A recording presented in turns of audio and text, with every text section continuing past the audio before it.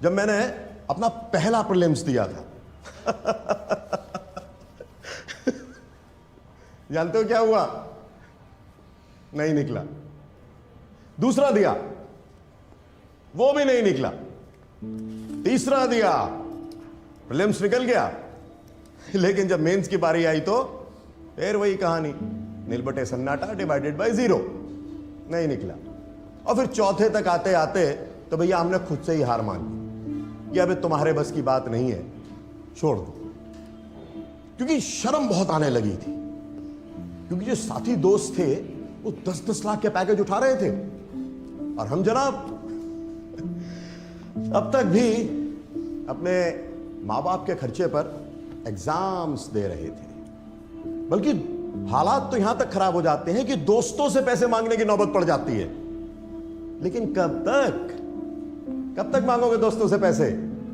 क्योंकि एक दिन, जिस दिन वो मना कर देते हैं, तब लगता है बहुत बुरा, लगता है ना बुरा।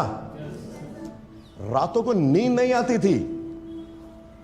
अब तुम लोगों को भी कहां आती होगी, क्योंकि बाबू ये यूपीएससी है, यूपीएससी निकलता नहीं है आसानी से। किसी ख्वाब में मत रहना कि आ गए हो, कोचिंग कर रहे हो तो यूं निकल जाएगा ना। हम भी आए थे आईएएस बनने के लिए, क्या हुआ? नहीं निकला। तब लगा कि यार अब तो उम्र भी बढ़ने लगी है, क्या करना चाहिए? पढ़ा लेते हैं, आगे पढ़ाने के लिए। अच्छा, तुम लोगों में से भी बहुत से लोग होंगे जो अपनी इंजीनियरिंग की या बैंकिंग की या कोई और नौकरी छोड़कर आए होंगे। आए हो छोड़ के? किसने कहा था? किसने कहा था इस हीरोपंती के लिए कि अच्छी खासी चलती हुई जॉब छोड़कर आ गए यहां पढ़ने के लिए? जरूरी नहीं है कि बनी जाओगे आईएएस। नहीं छोड़नी चाहिए थी जॉब। जानते हो क्यों?